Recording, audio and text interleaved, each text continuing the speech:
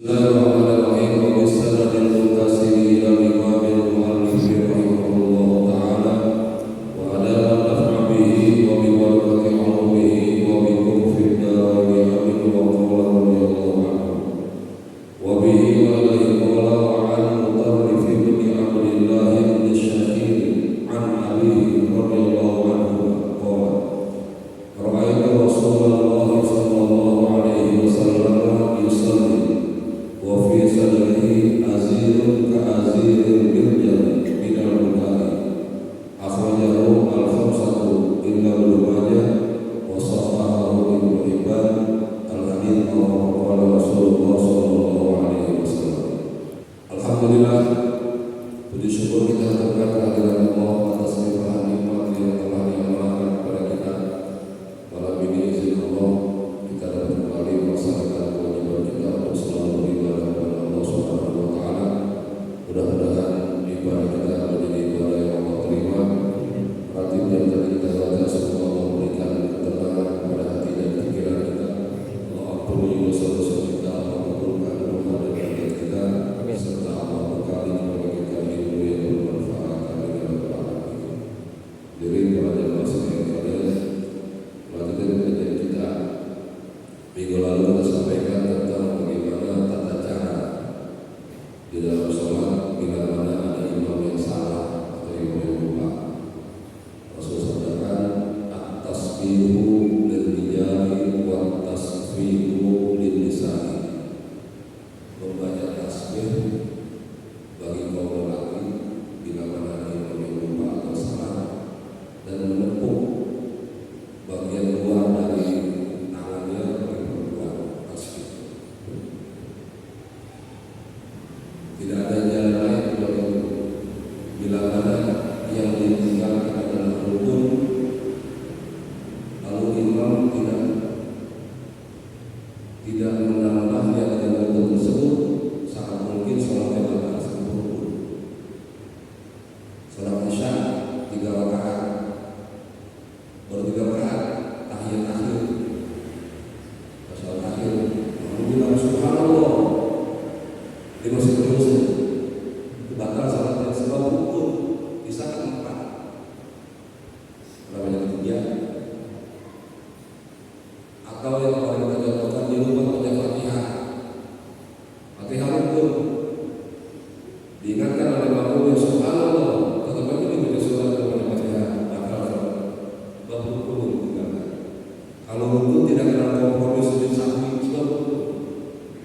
Ya, yang sujud sahwi itu sunnah akad dalam sholat. Dia lupa tahiyat awal, dia lupa qunut subuh, kemudian dia diingatkan tapi nggak dia lakukan, nggak apa-apa. Waktunya sholat Isya 2 rakaat kan tahiyat awal, mau mengingatkan subhanallah, posisi imam sudah lebih dari posisi ruku, udah dekat ke berdirinya, sudah tinggalkan tasyahud, nggak apa-apa. Bab sunnah akad, tapi kan sebelum salam sudah sampai nggak jadi batal, sebab sunnah akad. Subuh, qunut subuh, begitu dia tidak mau nungguin Allahumma hadina man hadait, dirasa Allahu akbar, kamu kan spontan subhanallah, posisi imam udah lebih dekat ke sujudnya, udah nyungsep ke sujud, jangan bangunan, baru udah dekat ke sujud, kecuali dekat ke berdirinya, belum sampai di batasan ruku. Kalau dia lebih dekat ke berdirinya, diri lagi. Tapi kalau dekat ke sujudnya, sujud aja, jangan bangunan. Enggak pun dosa, enggak apa-apa. Nanti sebelum salam sujud salam. Itu bila mana lupanya sunnah apa? Bila mana lupanya sunnah hayat, ini bebas. Pengertian bebas, tidak harus sujud sahwi dan tidak perlu diingatkan. Dalam sunnah hayat, Anda sengaja ditinggalkan, tidak ada pengaruhnya terhadap sholat, sah salat. Apa contohnya? Baca iftitah, Allahu akbar kabir. Imam sholat maghrib, Allahu akbar, langsung baca Fatihah, sah. Iftitahnya itu kan sunnah, sunnahnya sunnah hayat. Yang sengaja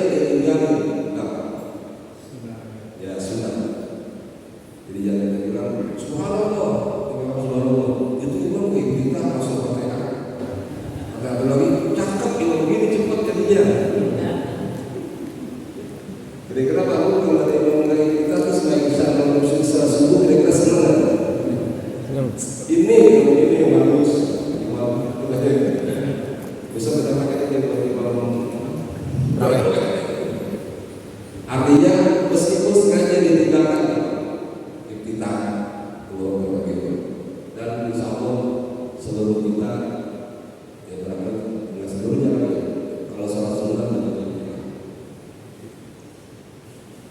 tadi kita sholat dia maghrib dia maghrib kita enggak sama sih terawih itu terawih ada kan terawih masjid kita kalau ada di Rorodin kayaknya perkataan kayak mana masjid kita insya Allah ada yang baca insya Allah ya andai kan ada yang baca ya silakan tapi kayaknya orang ada di bawah terawih di bawah muslimin Bismillahirrahmanirrahim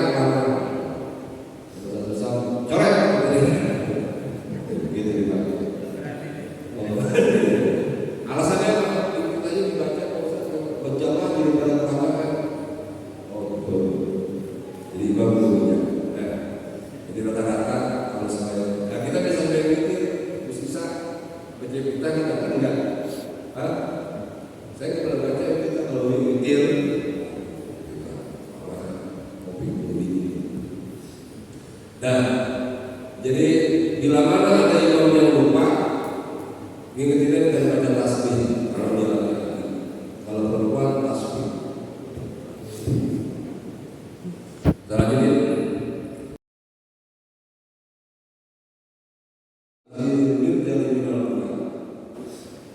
kata sahabat Mutarrib bin Abdullah, saya dan bapak saya melihat Nabi Muhammad lagi sholat, melihat lagi sholat, berarti Nabi Muhammad sholat sunnah. Lihat, nggak jadi makmum maksudnya. Perhatiin Nabi sholat. Bagaimana Nabi sholat? Wa fi sadri azirun ka aziril mirjal. Di dada Nabi Muhammad itu seperti air yang mendidih, gelontok, bergejolak, mendidih. Minal buka dari nangis.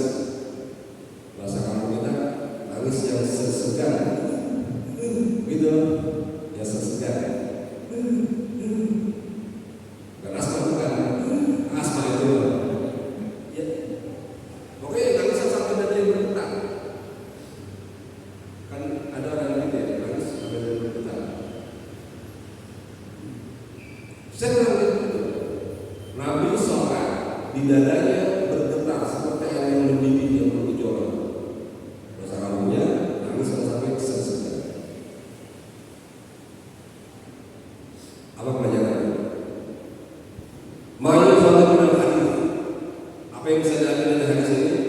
Pertama, istihbabul khusyu'i fi sholati wal intirah wal istihbabul khusyu'i fi sholati wal intirah fiha baina yaday Allah ta'ala.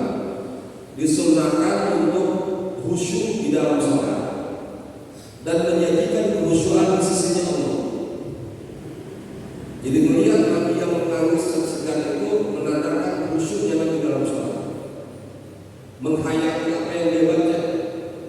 Itu hukumnya sunnah, nggak jadi rukun, nggak jadi wajib. Andai kan ada orang yang tidak khusyuk sholatnya, artinya sholatnya sah. Tapi kalau kita mengkaji ilmu tasawuf itu rada sulit. Jadi orang yang ingin menghadiahkan kepada raja yang maha besar, raja perempuan kalau dia jadi perempuan, kita cari perempuan yang paling cantik, postur tubuhnya tinggi, ibunya mancung, kulitnya berlangsat kayak lubang, betisnya begini, rambutnya begini, sempurna, secara fisik sempurna. Kenapa? Kita tahu kita mau menghadiahkan kepada raja. Dapat perempuan yang kayak begitu, kita anterin ke raja. Tapi perempuannya nggak berjawab. Kira-kira dilempari nggak ke raja? Sampai belum sini. Tapi raja ini perempuan terbaik, dia tinggi tapi bangga.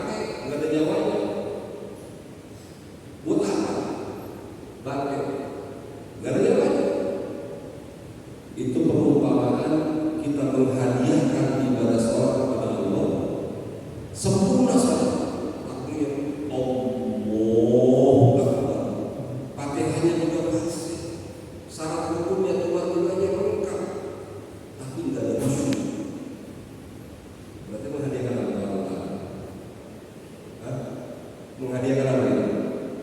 Sholat yang tidak ada khusyuknya, sholat yang tidak ada ruku. Bacaannya bagus banget. Bismillahirrahmanirrahim. Pokoknya udah cakep banget itu. Walau pasti banget. Sempurna sholatnya. Syarat rukunya pas, tapi nggak ada ruku. Kira-kira dilemparin ke tukang raja. Ini kita kata sahur, bukan kata syariat. Artinya apa? Jangan dijadikan alasan. Bang, apa yang perlu sholat? Ini nggak bisa khusyuk dengan nggak sholat daripada jadi paling. Jangan menjadi alasan.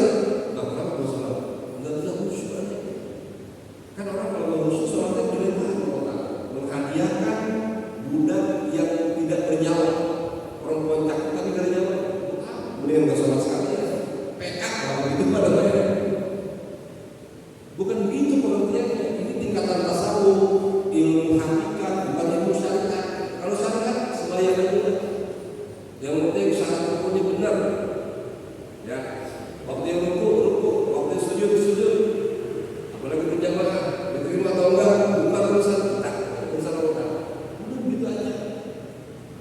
Masa iya sih, sekian banyak orang berjamaah satu yang diterima. Imam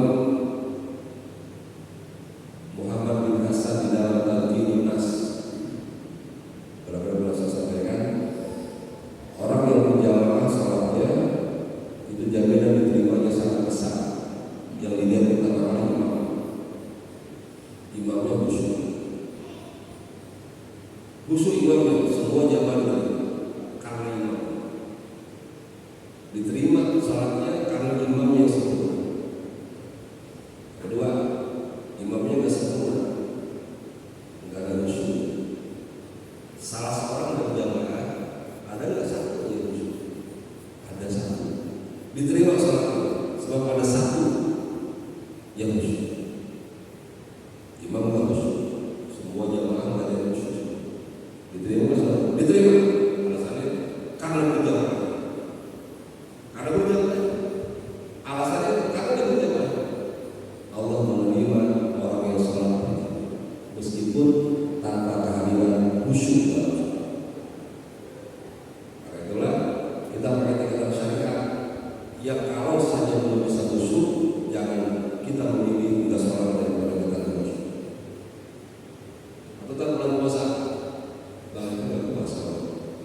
Ini belum bisa menjalan ngomong, kan katanya cuma orang puasa, nahan lapar, nahan haus, dan imsak sampai maghrib, tapi masih bohong.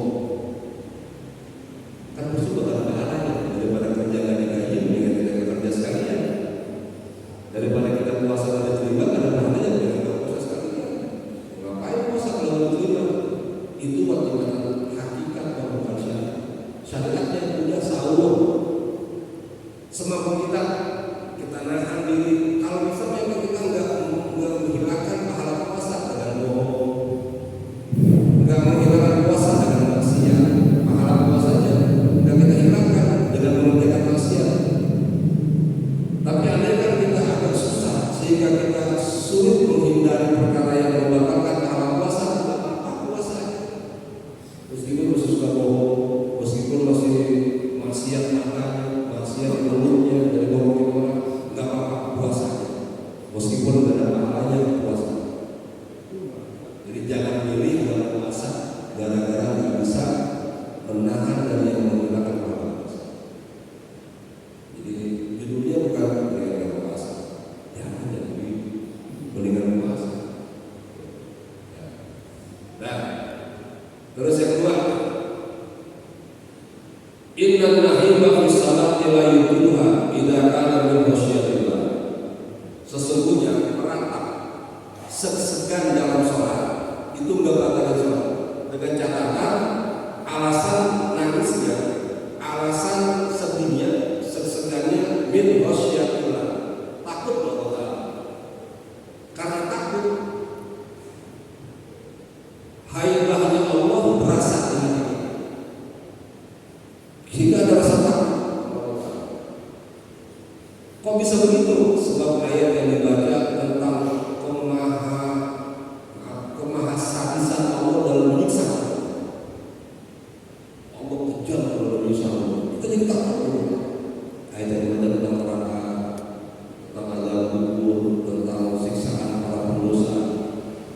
berasa. Karena kita paham nggak berasa. Ya Allah, kita bayangkan gimana kalau kita di dasar neraka, gimana kalau kita di bawah neraka bulan. Itu yang dibaca sama imam. Imamnya nangis segan, nangis yang karena takut dengan Allah. Begitulah keadaannya. Beliau mengerti apa yang dibaca dan kenal siapa Allah, sehingga adalah sosok yang merasa takut. Kayak begitu, nangisnya nangis khusyuk karena takut Allah. Ini barangkali kita belum nyampe ke sini. Ya. Pertama, karena kita nggak ngerti yang dibaca imam baca ayat apa, pokoknya Quran ada isinya apa, nggak tahu isinya apa, nggak tahu iman atau mana. Kita nggak tahu. Tapi di beberapa keadaan kita bisa jadi nangis dalam sholat. Nangisnya kadang-kadang bukan masalah khusyuk, sampai demam di sejadahnya. Ini yang dia, loh, laki gue jangan jadi wali, sujudnya lama, nangis, sampai lepek sejadahnya. Laki sendiri wali, jadi angkat, SK-nya dulu. Selesai sholat,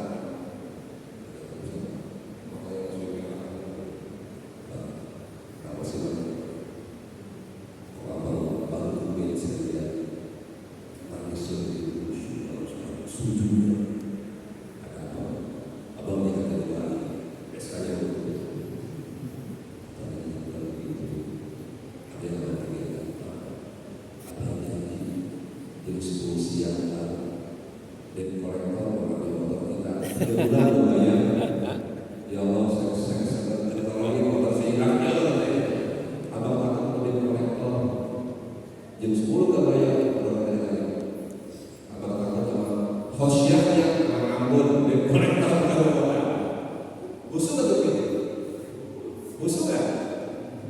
Hah? Coba, kagak hutnya begitu lah.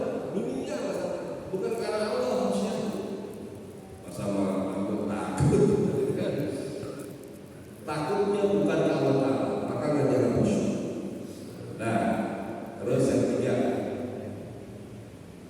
contohnya ada nyetir halatun nabi ma'abihi wa huwa alladhi ghafarallahu lahu ma taqaddama min nabi wa ma ta'akhara walakinnahu ma'a hadha wa ahsyad ummatahu wa aqwahu wa akhwafahu min Allah likamali ma'rifatihi bi rabbih.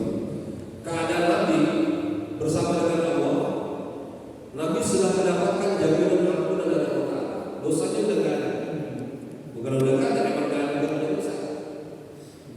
Yang kedua, kenapa bisa usul? Sebab Nabi kenal kepada Allah. Kenal, tahu, mengetahui zat Allah. Gini aja, kita punya orang yang kita takuti, atasan kita, bos kita, yang seluruh perintahnya kita tahu.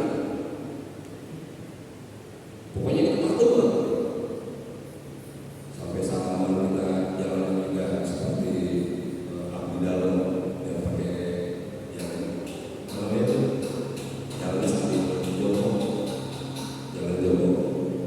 Salaman dulu. Kalau ngomong belajar dari kamu sakit takut. Ini atasan dulu di bawah.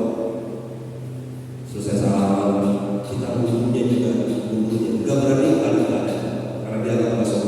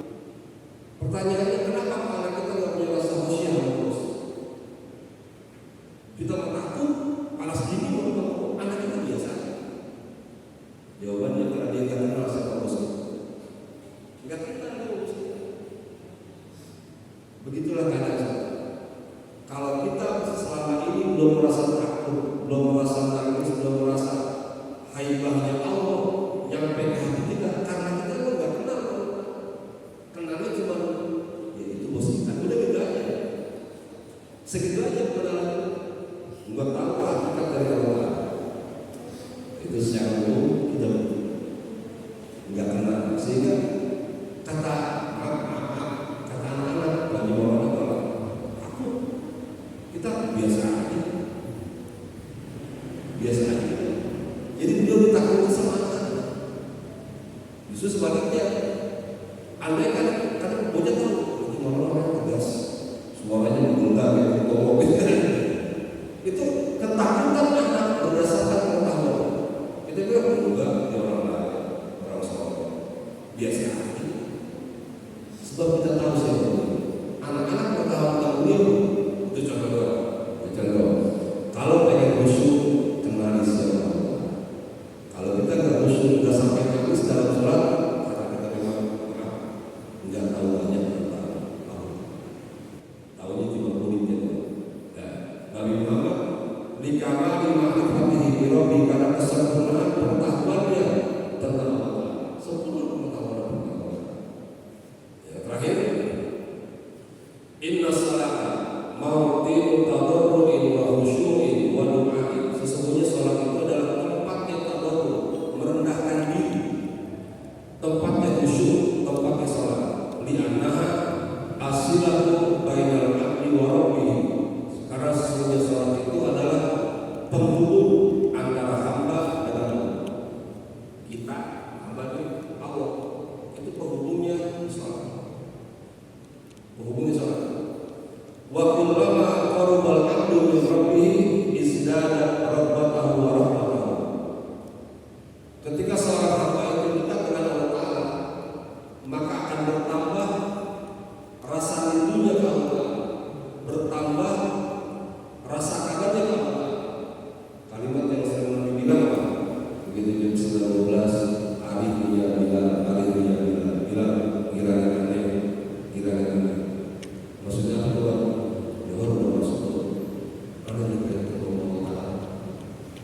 Udah rindu pengen ketemunya silatul abdi ila rabbi as-salat, pertemuannya dengan salat. Kira-kira anu jangan hamba Allah.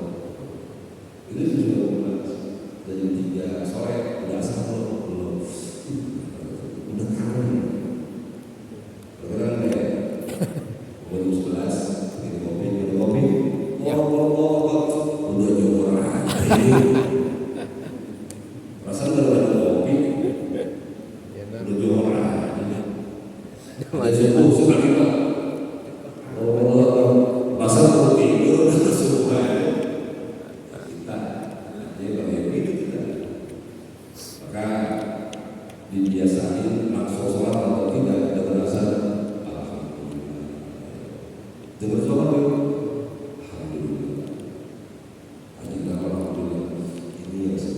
gayanya salah mas kedua nyampe saya di